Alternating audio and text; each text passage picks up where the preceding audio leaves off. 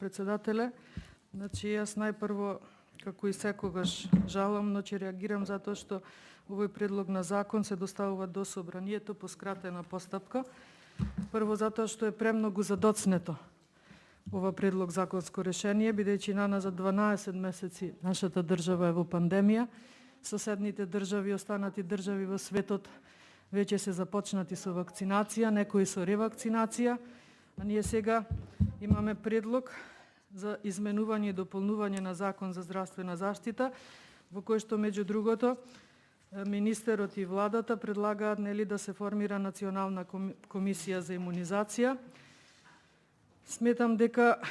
ваква комисија да се формира без во неа да членуваат инфектолози, имунолог и епидемиолог е навистина безсмислено, бидејќи тоа е меѓу другото нивната основна задача како специјалисти од овие области. Затоа не гледам причина, додуше и министерот се уште не се изјасни, но сметам дека овој амандман ќе биде прифатен иако доаѓа од страна на опозицијата, бидејќи е во насока оваа комисија навистина да си ја врши работата која што допрва и следува, особено сега кога сме во ек на пандемија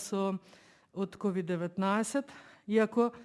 ваквата комисија министерот најавуваше уште пред 2 години дека ќе ја состави, ќе ја поднесе. Исто така и за националниот план за имунизација имавме ветување уште од пред 2 години дека ќе се донесе, тој е донесен пред 5 дена на 5 февруари, што значи се е задоцнето во оваа држава, па еве и реакцијата на Министерството за здравство по однос на овие предлог законски измени, а знаеме многу добро како медицински лица дека некогаш задоцнета и ненавремена реакција значи човечки животи. Кај нас добро знаеме,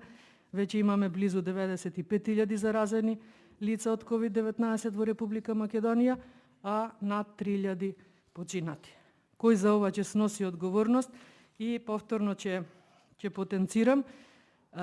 поднесувањето на вакво предлог законско решение по скратена постапка, повторно ја става опозицијата пред свршен чин, затоа што доколку реагираме, а според мене се надевам и останатите колеги ќе се сложите, за една ваква измена за формирање на една национална комисија за имунизација, најмалку што треба да направиме ние како представници на народот овде во парламентот е да организираме една јавна расправа. Но доколку ова го побаравме,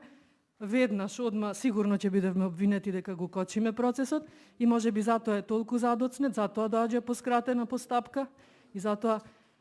мислам дека повторно избрзано решение нема да биде и најквалитетното и најдоброто. Задоцнето е премногу, но еве се надевам дека министерот и колегите од мнозинството и во комисија и во парламентот